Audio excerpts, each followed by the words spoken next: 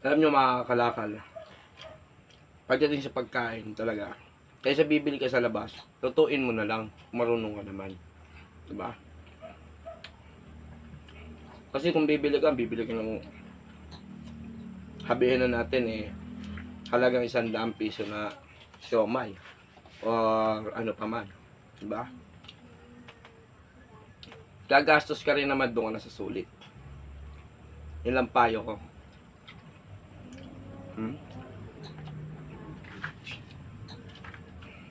Dito, kung hindi mo maubos, pwede bukas. Diba?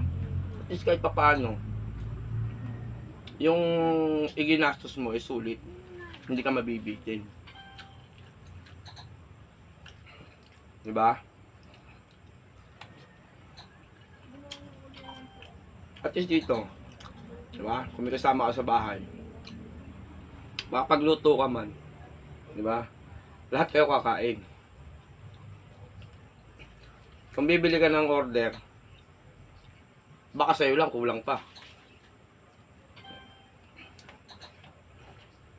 Kaya, ako hindi ako bumibili sa labas. Sasarili akong luto. Pati pag nagluto ko, huwag mong tipirin sa Ricardo. Kasi ikaw naman ang kakain, hindi naman ibang tao.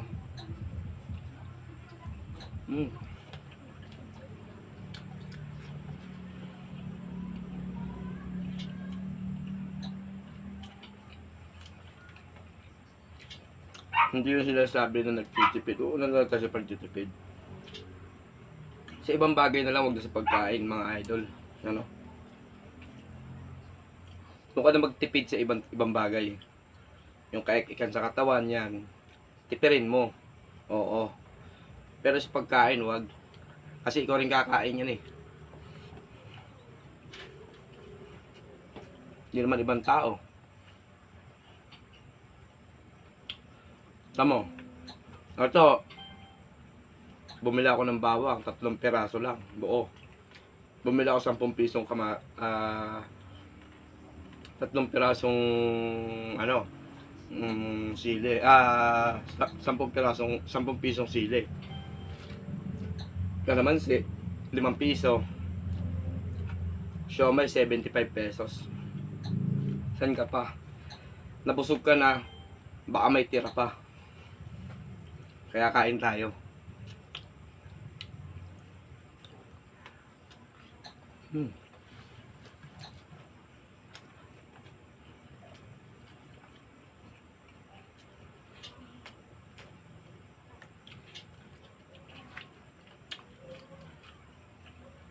Una tayo magtira.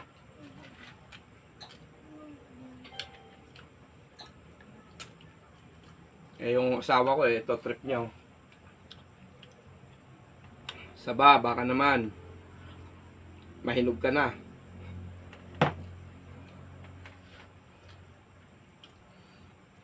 Ito trip ko.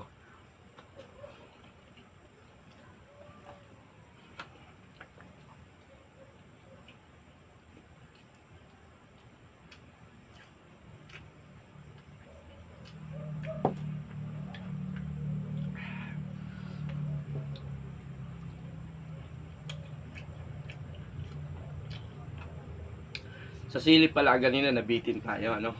Hindi natin nalasahan gaano yung siling halaga 10 piso. Kaya kumuha pa tayo dyan sa tanim ng asawa ko. Lubos natin yung mga pula.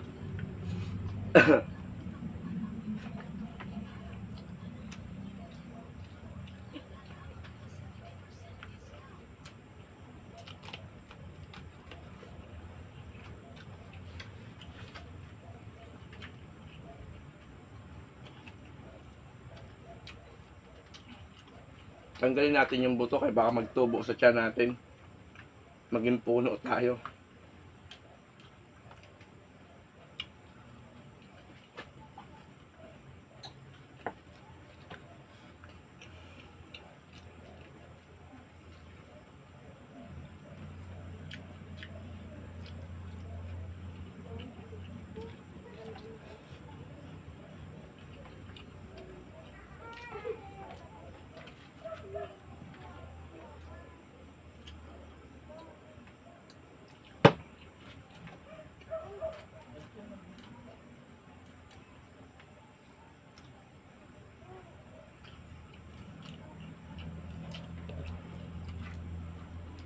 Sulit to.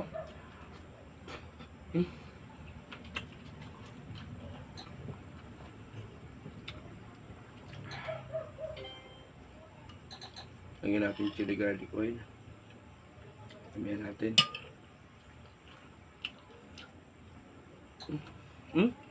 May nagtulo. Ay, sarap.